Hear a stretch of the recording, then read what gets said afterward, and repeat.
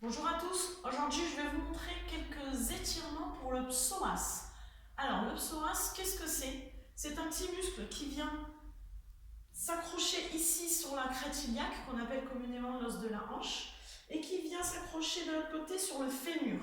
Donc il va être responsable de toutes les flexions de buste, c'est-à-dire tout ce qui est là, quand on est couché ou quand on fait des abdos, quand on lève les jambes, ou quand on relève le buste ici, d'accord?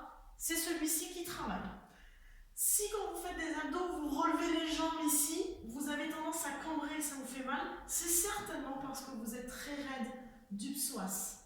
Si vous êtes cambré naturellement, pareil, peut-être le psoas est un petit peu trop tendu. Quand vous faites des squats ou n'importe quel autre exercice, vous avez tendance à envoyer les fesses en premier.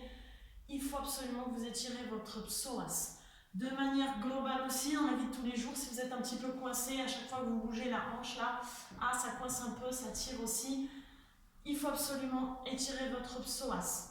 À quoi je pense d'autre aussi? Tout ce qui est extension de hanche, c'est-à-dire dans les mouvements d'haltérophilie, si vous manquez de souplesse et que vous êtes raide au niveau du psoas, vous n'allez pas pouvoir faire votre extension de hanche complète. C'est-à-dire là, hop, vous allez être bloqué, vous allez vous arrêter bien trop tôt, vous allez donc manquer de puissance.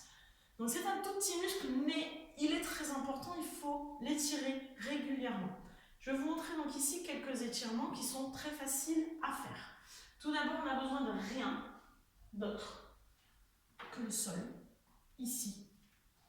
Je vais placer un pied devant. Attention, mon pied ne va pas être directement sous le genou, mon pied va être légèrement en avant. Et je vais m'avancer, je vais pencher mon buste, je peux même mettre mes mains devant, mes doigts. Et là, on serre les fesses et on envoie le bassin vers l'avant. C'est le petit truc qui va faire la différence et qui va vraiment aller chercher l'étirement dans le psoas. On respire calmement et on maintient la position. Voyez bien la différence entre là où je n'ai pas engagé et là j'ai engagé. De toute façon, si vous avez engagé, vous allez le sentir ici. Donc soit on peut garder la position, on va rester 30 secondes en respirant doucement. Si on a du mal, on peut relâcher un petit peu. On inspire pendant qu'on est relâché et on souffle en ramenant.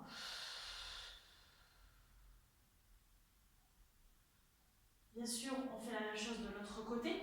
Vous pouvez faire 2 passages de 30 secondes sur chaque jambe pour être efficace. Autre chose aussi, on voit souvent cet étirement-là, ici, où on attrape le pied, on avance le bassin de nouveau. Donc là, vous allez être aussi sur le psoas, mais aussi un petit peu dans les quadriceps. Pourquoi pas, hein, c'est une variante. Vous pouvez prendre des petits tapis pour les genoux, parce qu'au début, quand on n'a pas l'habitude, c'est assez inconfortable. Mais surtout, ce que vous devez penser, c'est ramener le bassin vers l'avant. Si vous restez là, je n'ai pas étiré le psoas.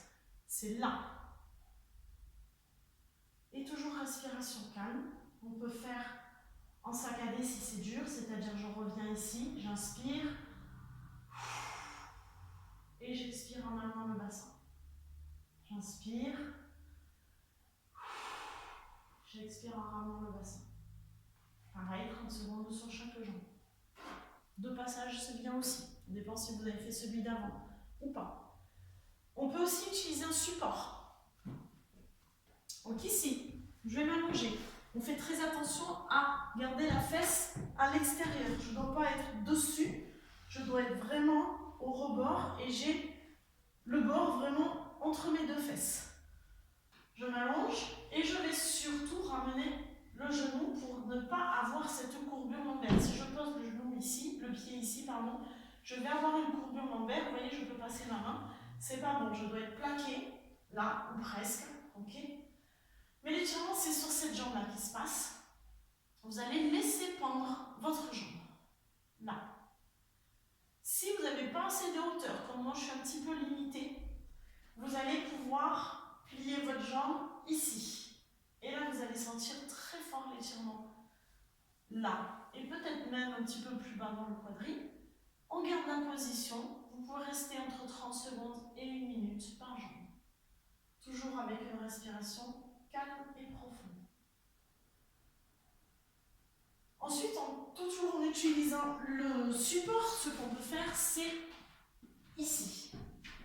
Le même que tout à l'heure, hein, ici. Pareil, ce qu'il faut toujours penser, c'est avancer le bassin. C'est la même chose que ce qu'on a fait au sol, sauf qu'avec un support, des fois, c'est un petit peu plus pratique.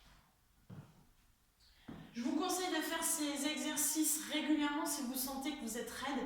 Si même vous avez des douleurs, des pointes, ça c'est que vous êtes très très raide. Donc il va falloir intégrer ces exercices de manière quotidienne. Vous allez voir, vous allez vous sentir beaucoup mieux et vous allez même certainement soulager un petit peu les longueurs, les douleurs en bas du dos. Allez, je compte sur vous. À vous de jouer.